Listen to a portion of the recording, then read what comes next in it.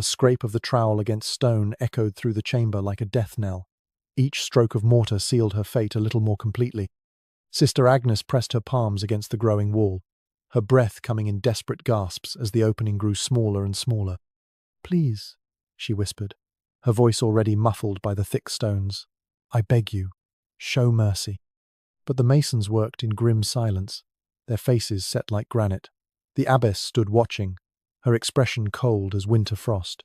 There would be no mercy here. Not for one who had broken the most sacred of vows. The final stone scraped into place with a sound that seemed to come from the depths of hell itself. The trowel's last stroke sealed the mortar. The only light now came from a single small opening near the top of the wall, barely large enough for a cup of water to pass through. Sister Agnes was alone now in her tomb of stone, surrounded by walls that would be both her prison and her grave. Her crime? A vow broken. Her sentence? To become a living ghost, entombed within these very walls. The darkness pressed against her like a living thing, and her muffled sobs echoed in the tiny space that would be her world, until death finally claimed her. How could this happen? What vows were broken? What ancient laws decreed such a fate? How did a society reach a point where walling up a nun alive was considered divine justice? To understand this horror, we must journey back through the darkest chapters of human punishment and religious extremism. In the sacred grove of Vesta, a young woman raised her trembling hand and spoke words that would bind her soul. "I swear by the sacred flame to remain pure in body and spirit for 30 years.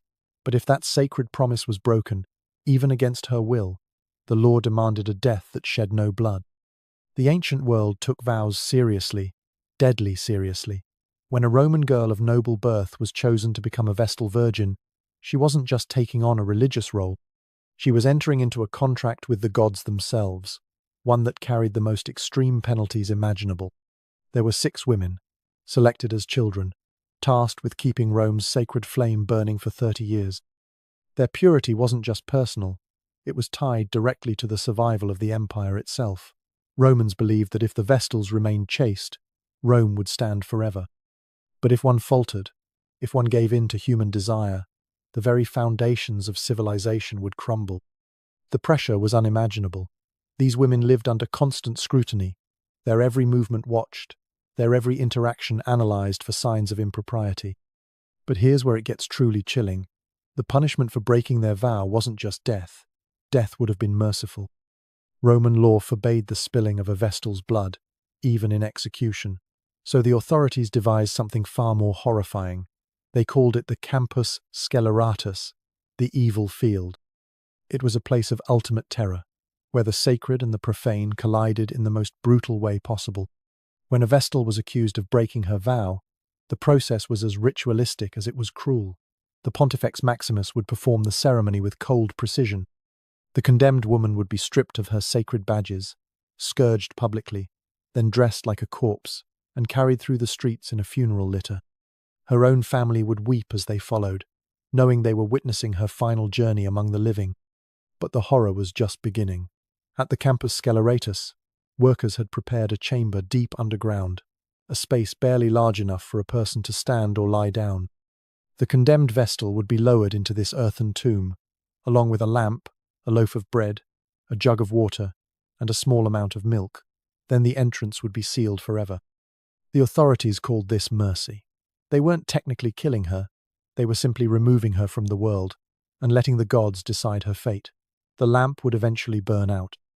The food would run out, and in the suffocating darkness beneath the earth, the woman who had once tended Rome's sacred flame would face a slow, agonizing death by starvation and dehydration. But get this, the accusations didn't even need to be true. The mere suspicion of impropriety was often enough. A glance held too long, a conversation deemed inappropriate, even being the victim of assault, all could be twisted into evidence of a broken vow. The system cared nothing for truth or justice, only for maintaining the illusion of purity at any cost. The psychological torture was as devastating as the physical. These women spent their final days knowing that their own society, their own religious leaders, the very people they had served faithfully, had condemned them to the most horrific death imaginable. The betrayal was complete, absolute and final. Some historians believe the practice served a darker purpose beyond religious conviction. It was a tool of political control. When Rome needed a scapegoat for military defeats or natural disasters, a convenient accusation against a Vestal virgin provided the perfect solution. The gods were angry because of her impurity. Her punishment would restore divine favor. The records speak of Vestals who maintained their innocence, even as the earth was shoveled over their living tombs. Their final words were often prayers, not confessions. They died still claiming their purity, still calling on the very gods who had supposedly abandoned them. And here's the most chilling part. This wasn't the action of a barbaric, primitive society. This was Rome at its height, the civilization that gave us law, literature, engineering marvels that still stand today. Yet they buried women alive for the crime of being human. The practice continued for centuries, a testament to humanity's capacity for cruelty when religion and power combine in the darkest possible ways. Each underground chamber became a monument to our ability to transform faith into fanaticism, piety into persecution. For their crime against the gods, they would be delivered to a silent, subterranean world, where their only companion was the slow creep of starvation and the crushing weight of society's ultimate betrayal. Vade in pace. The abbess's voice rang with false solemnity as she pronounced the Latin words, "Go in peace." Words that sounded like a blessing, but for a nun who had broken her sacred vows, they were a death sentence wrapped in religious mockery. Medieval Europe had learned well from Rome's example, but they refined the art of living burial into something even more psychologically devastating. Where Romans buried their Vestals in earthen chambers, Christian authorities preferred something more architectural. They walled people up. The practice became so common in the 13th and 14th centuries that it earned its own horrifying terminology. Vade in pace, go in peace, became the ecclesiastical euphemism for immurement, the ultimate punishment for those who had betrayed their sacred vows. The irony was deliberate and cruel, peace through prolonged agony. Here's where it gets even more twisted. Unlike the Roman method, which at least promised a relatively quick death by starvation, the medieval church perfected a system of sustained torment. They would wall up the condemned person, but leave a small opening, just large enough to pass through a cup of water and a morsel of bread. The victim wouldn't die quickly. They would linger for weeks, months, sometimes even years. The Swedish holy man's case perfectly illustrates this calculated cruelty. Accused of some unnamed transgression against his vows, he was sealed into a stone chamber with nothing but a tiny hole for sustenance. But here's the psychological masterstroke. His captors fed him just enough to keep him alive, prolonging his suffering indefinitely. They wanted him to have plenty of time to contemplate his sins, to truly understand the weight of his transgression. For nuns, the punishment carried an additional layer of humiliation. These women had surrendered their lives to God, had given up family, marriage, children, everything that society told them gave a woman worth. Their identity was completely bound up in their religious vocation. To be accused of breaking their vows didn't just threaten their lives, it erased their very sense of self. The process began with investigation, but the standards of evidence would horrify any modern court. Whispered accusations from jealous sisters, unexplained pregnancies, even just appearing too friendly with a male visitor could trigger the process. The accused nun would be stripped of her habit, her head shaved, her religious name revoked. She would be dressed in the rough cloth of a penitent and made to confess her sins publicly. But here's the thing that makes your blood run cold. Confession didn't save them. In the twisted logic of medieval justice, breaking a sacred vow was so heinous that even genuine repentance couldn't erase the stain. The only way to purify the sin was through ultimate sacrifice. The actual immurement followed a grim ritual. The condemned nun would be led to a specially prepared chamber, often built into the walls of the convent itself. Her sisters would chant funeral hymns as she was sealed inside. The message was clear. She was dead to them, dead to God, dead to the world. Only her body remained, and that was left to suffer as a warning to others. Some accounts describe nuns spending their final hours before immurement in desperate prayer, still believing that divine intervention might save them. Others fell into complete despair, their faith shattered by the realization that the institution they had devoted their lives to was now orchestrating their destruction. The small opening that provided minimal sustenance became a window into madness. Guards or other nuns would periodically check on the immured woman, listening for sounds of life. Some victims spent their final weeks pleading for mercy that would never come. Others retreated into silence, their minds broken by the impossible situation. The cruelest cases involved women who survived for extended periods. There are records of immured nuns being fed for over a year, their voices gradually growing weaker as they called out from behind their stone walls. The sound must have haunted the other sisters, a constant reminder of what awaited anyone who stepped outside the rigid boundaries of acceptable behavior. But the authorities had convinced themselves this was mercy. They weren't executing these women, they were giving them the ultimate opportunity for spiritual reflection and repentance. The fact that this opportunity came wrapped in physical and psychological torture was simply the price of purification. The phrase, "vade in pace," became a whispered threat throughout medieval convents. Sisters who showed any sign of independence, any hint of human desire, would be reminded of those two simple words and the horror they represented.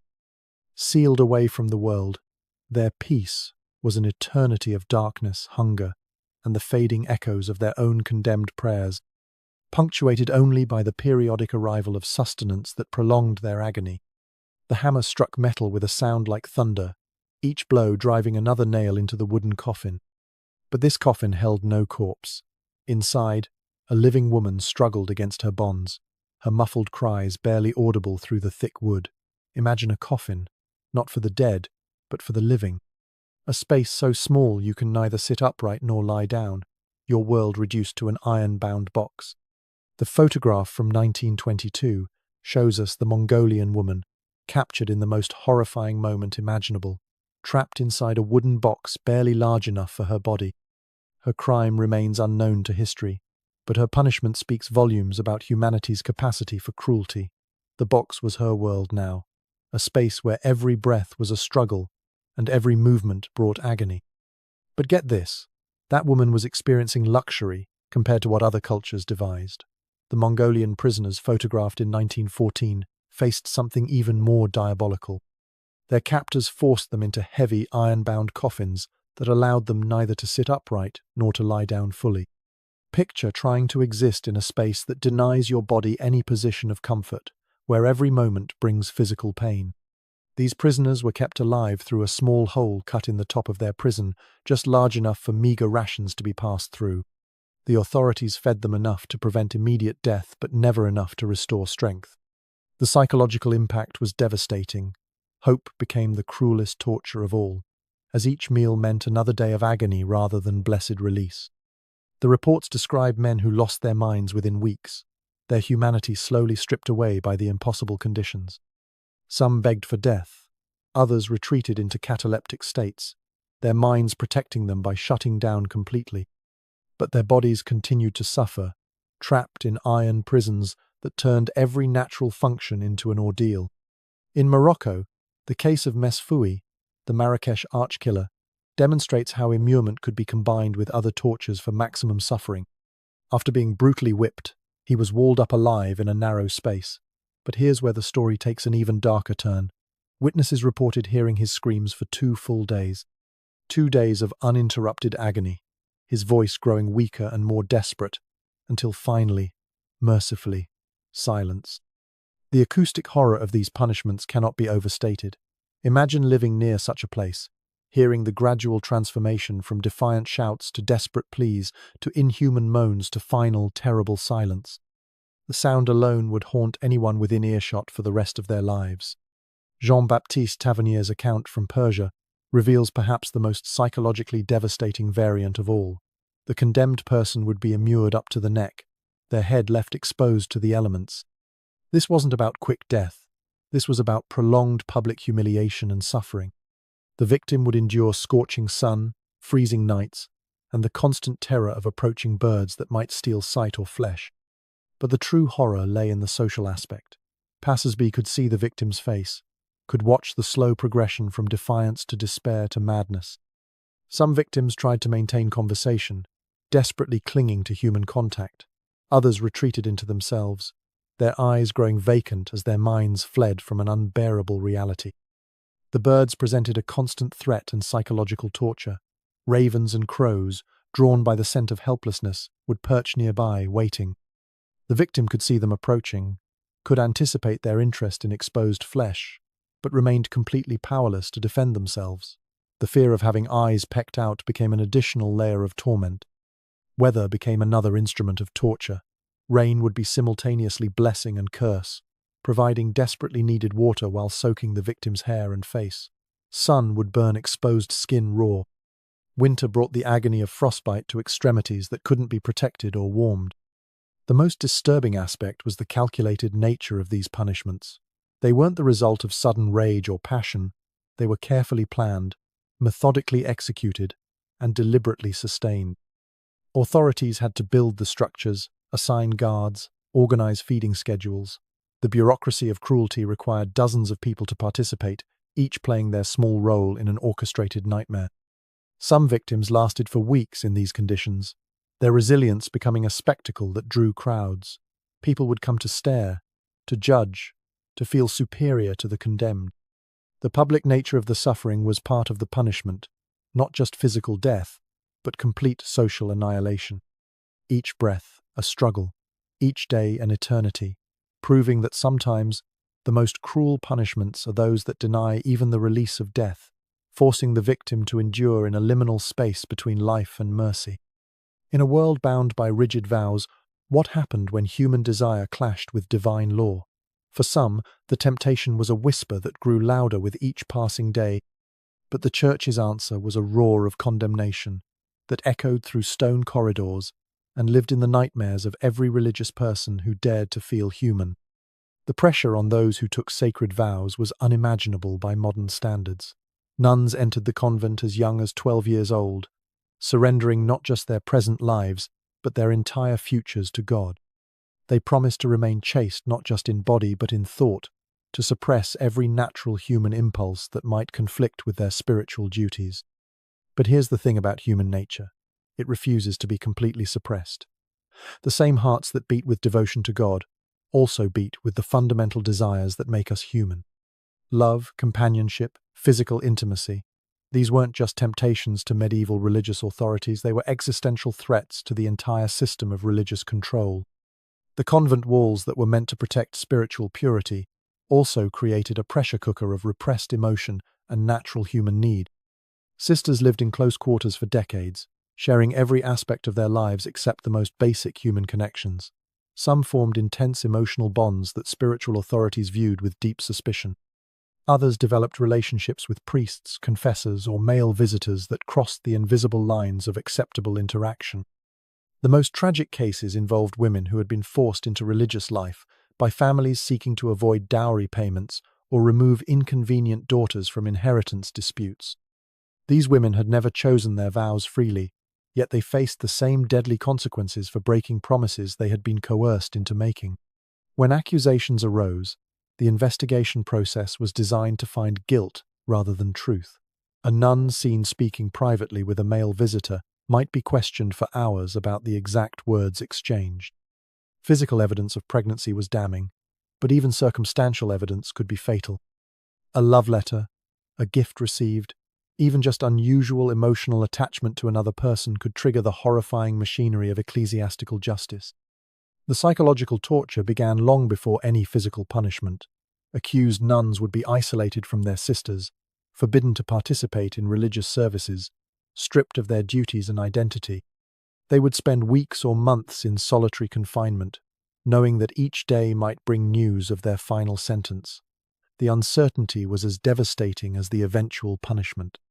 Some authorities believed that intense spiritual pressure would force confessions.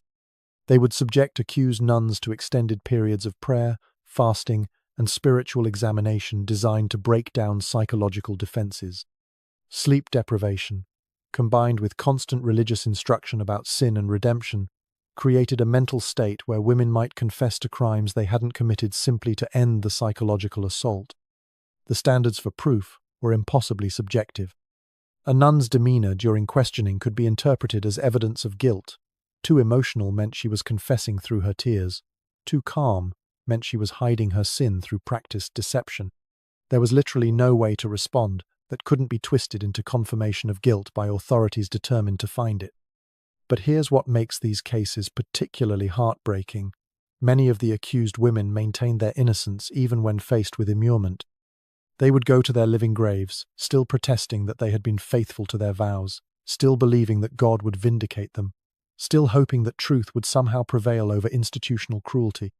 The system created its own momentum of paranoia and accusation. Once authorities had immured one nun for breaking her vows, other sisters lived in constant terror that they might be next.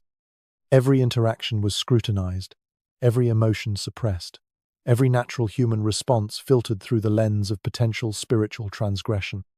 Some nuns developed what we would now recognize as severe anxiety disorders, constantly questioning their own thoughts and motivations. They would confess to imaginary sins, report themselves for having normal human feelings, desperately trying to stay ahead of any possible accusation. The psychological damage was profound and irreversible.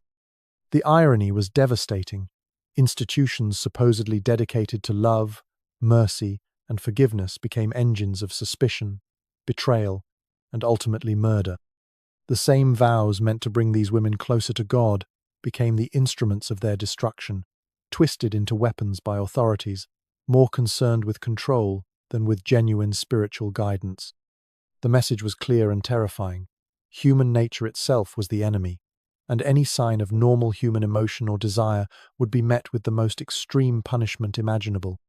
For in their eyes, a moment of perceived weakness wasn't just a personal failing, it was a stain on the sacred, demanding a purification by ordeal that would serve as eternal warning to anyone who dared to remain human.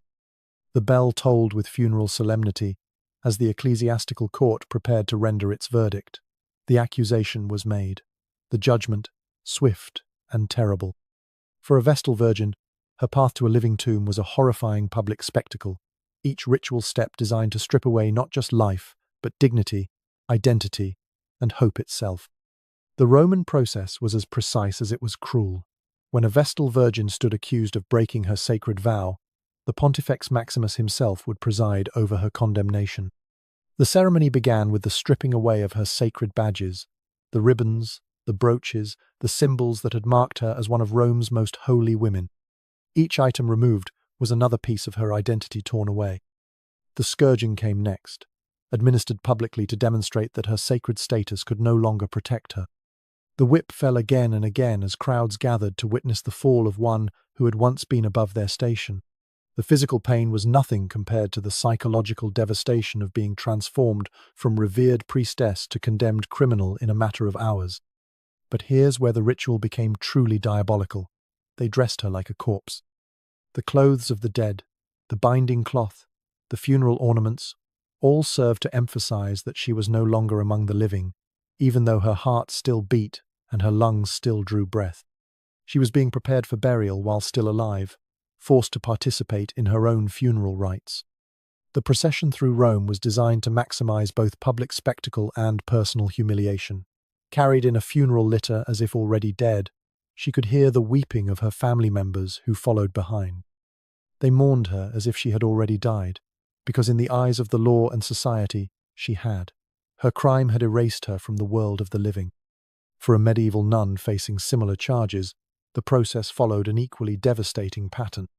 The ecclesiastical trial would be conducted in Latin, often preventing the accused from fully understanding the proceedings against her. Witnesses would testify to suspicious behavior, inappropriate conversations, or moral failings that might not even constitute actual violations of vows. The formal stripping of religious status was particularly cruel for nuns, whose entire identity was bound up in their religious vocation. They would be forced to remove their habits, surrender their religious names, and renounce the vows that had given their lives meaning. Some descriptions tell of women collapsing completely during this process, their psychological foundations shattered by the systematic destruction of everything they had believed themselves to be. The public or semi-public nature of these proceedings served multiple purposes. It demonstrated the Church's power to those who witnessed it, warned others about the consequences of transgression, and completely isolated the condemned woman from any possible source of support or sympathy. Family members who tried to intervene might find themselves accused of interfering with divine justice. The pronouncement of sentence was often accompanied by elaborate theological justification. Authorities would explain at length how the punishment served God's will, how it would purify the church, how it would protect other religious persons from contamination by the condemned woman's sin. The victim was forced to listen to detailed explanations of why her upcoming torture and death were not just necessary but holy. Between sentence and execution, the condemned woman would typically be held in solitary confinement, often in the very chamber where she would eventually be immured. This served to break down any remaining psychological resistance while allowing time for the construction of her tomb.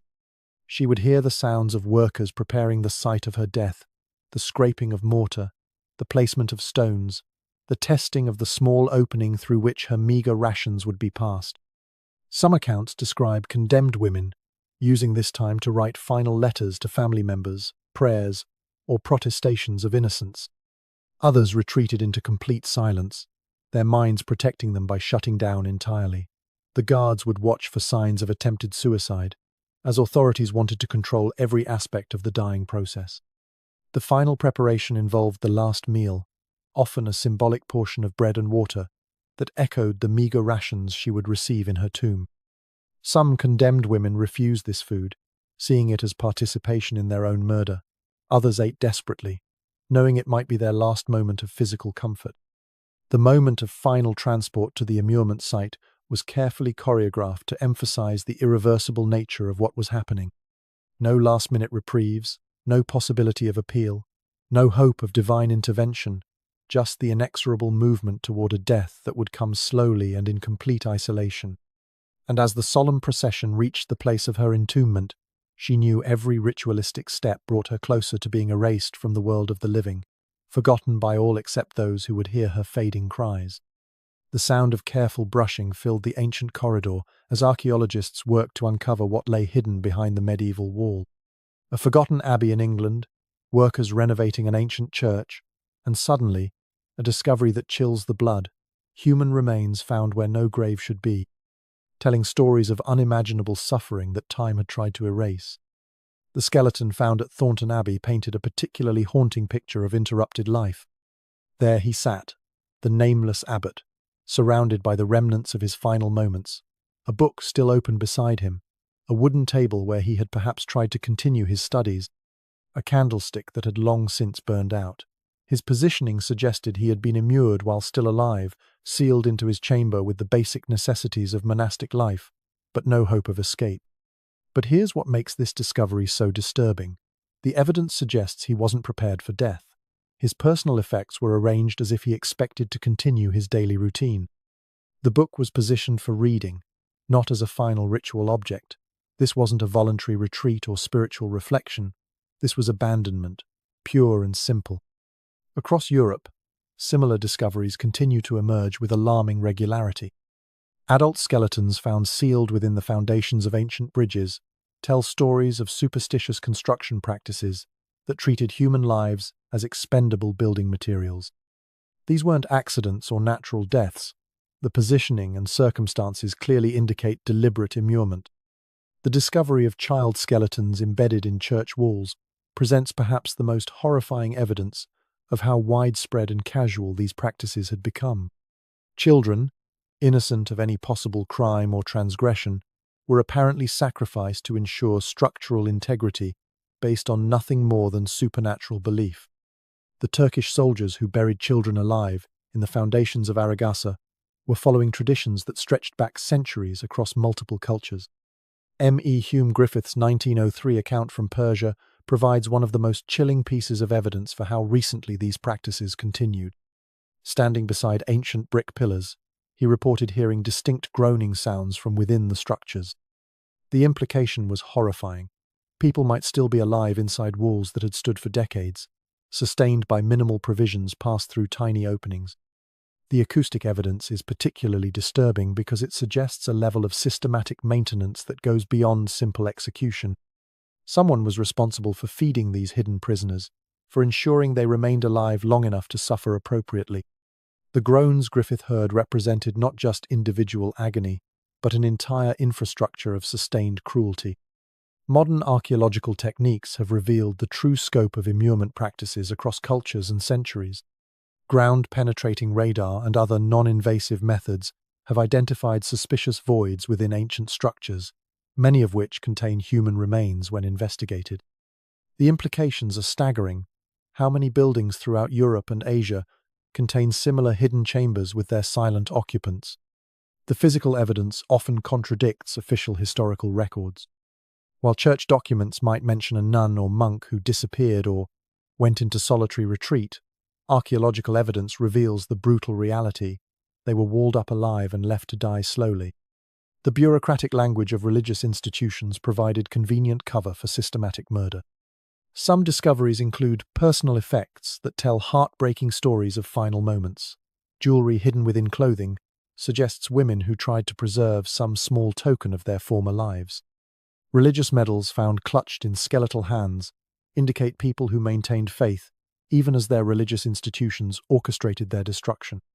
These tiny artifacts humanize what could otherwise become merely historical statistics. The preservation of organic materials in some immumate sites has provided detailed information about the final days of victims. Analysis of fingernail scrapings from chamber walls shows evidence of desperate attempts to claw through solid stone. Hair samples reveal extreme malnutrition consistent with prolonged starvation. Fabric remnants tell stories of gradual decay that paralleled the slow dying of their wearers. But perhaps the most disturbing discoveries are those that suggest immurement was used as a form of entertainment or display. Some chambers were constructed with viewing slots that would have allowed observers to watch the gradual deterioration of the victims. This transforms individual cruelty into social spectacle, implicating entire communities in the prolonged torture of helpless people. The regularity of new discoveries suggests that immurement was far more common than historical records indicate. Every renovation of an ancient building, every archaeological survey of medieval sites, risks uncovering new evidence of practices that official sources preferred to forget or disguise. The silence of the archive speaks as loudly as the screams that once echoed from hidden chambers. Modern forensic analysis of skeletal remains has revealed the true horror of what these people endured: evidence of prolonged malnutrition, stress indicators in bone development, and positioning that suggests final struggles against inevitable death. Each skeleton unearthed serves as a silent testament to a brutal past, a stark reminder that beneath our feet lie stories of unimaginable suffering, waiting to be discovered and finally acknowledged. Why? Why would any society build its foundations on living bodies, or wall up its own for sins real or imagined? The answer lies deep in the darkest corners of human belief, where superstition, power, and cruelty converge to create systems of control that would be impossible to imagine if they weren't documented in stone and bone. The superstitious belief that immuring living people would prevent structural collapse reveals humanity's willingness to sacrifice others for perceived safety. When builders were constructing London Bridge, they genuinely believed that embedding human sacrifices in the foundations would ensure the structure would stand forever. The victims weren't seen as people, they were seen as materials, as necessary components in a supernatural engineering process. This wasn't ignorance born of primitive thinking. These were sophisticated societies with advanced architecture, complex legal systems, and detailed religious hierarchies. Yet they systematically murdered innocent people based on beliefs that had no basis in reality. The contradiction reveals something fundamental about human nature: our capacity to rationalize any level of cruelty when it serves our perceived interests. The immense power of rulers like Aurangzeb, who immured his own nieces, demonstrates how absolute authority corrupts completely. When a person holds life and death power over others, the temptation to use that power for personal gratification becomes overwhelming. Aurangzeb didn't need to justify his actions to anyone. His word was law, his cruelty unchecked by any external authority. But here's where it gets even more disturbing. Jazar Pasha's practice of immuring Greeks in walls for his enjoyment reveals how torture can become entertainment for those in power. This wasn't about punishment, justice, or even superstition. This was sadism elevated to an institutional level, where human suffering became a form of recreational activity for the ruling class. The psychological framework that enabled these practices relied on dehumanization of victims. Whether the target was a sinful nun, a foreign prisoner, or a sacrificial offering, Authorities found ways to transform living people into objects that could be disposed of without moral consequence. Once someone was labeled as spiritually contaminated, politically dangerous, or supernaturally necessary, their fundamental humanity was erased. Religious institutions proved particularly adept at this psychological manipulation. By framing immurement as spiritual purification or divine will, they transformed murder into an act of faith. The authorities convinced themselves, and others, that they were serving God by slowly torturing people to death. The moral inversion was complete. Cruelty became kindness, murder became mercy, and suffering became salvation. The collective silence that surrounded these practices is perhaps the most damning aspect of all. Entire communities knew what was happening. They heard the construction sounds, witnessed the sealed chambers, listened to the gradually weakening cries from within walls. Yet they did nothing to intervene, and often actively participated in maintaining the fiction that these were acceptable practices. This silence was enforced through fear as much as conviction. Anyone who questioned the practice might find themselves accused of sympathizing with sinners, challenging divine will, or undermining social order. The threat of becoming the next victim was always present, creating a climate where moral courage became suicidal behavior. The pervasive nature of immurement across cultures and centuries indicates that it satisfied multiple psychological needs for those in power. It provided a method of ultimate control, a way to eliminate troublesome individuals while terrorizing potential dissidents, and a ritual outlet for societal fears and frustrations. The slow, hidden nature of the death allowed authorities to maintain plausible deniability while maximizing psychological impact.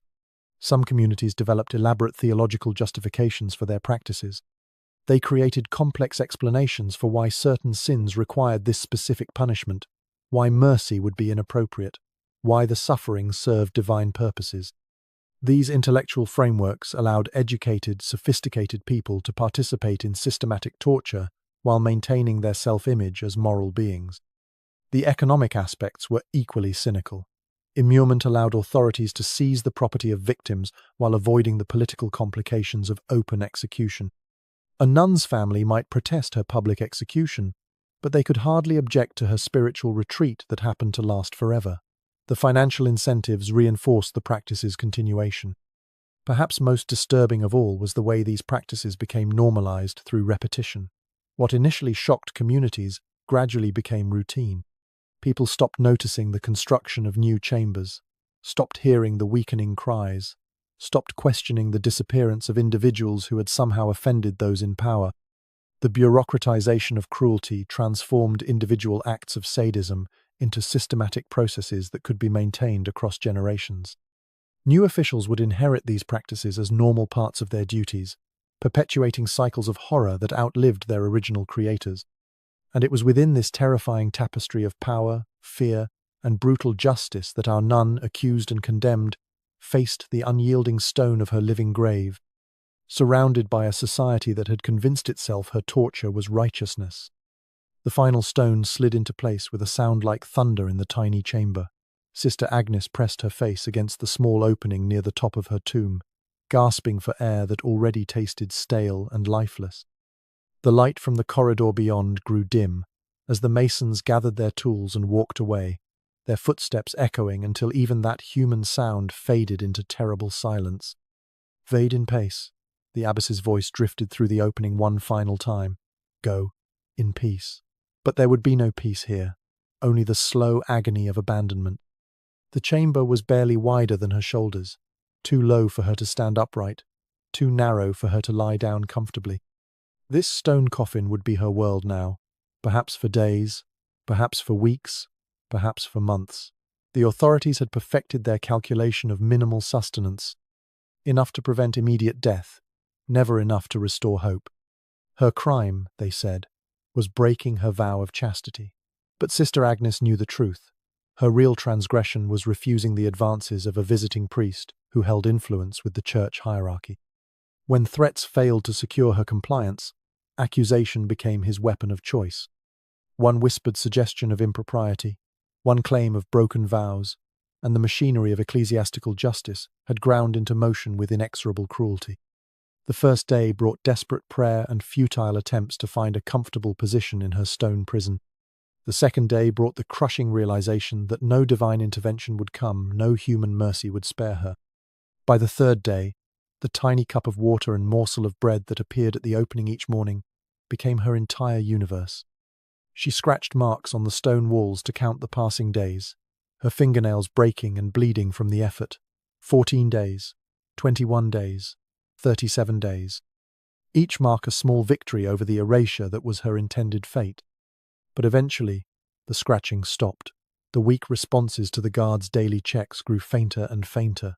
The breathing that had once echoed in the chamber became whispered gasps, then silence.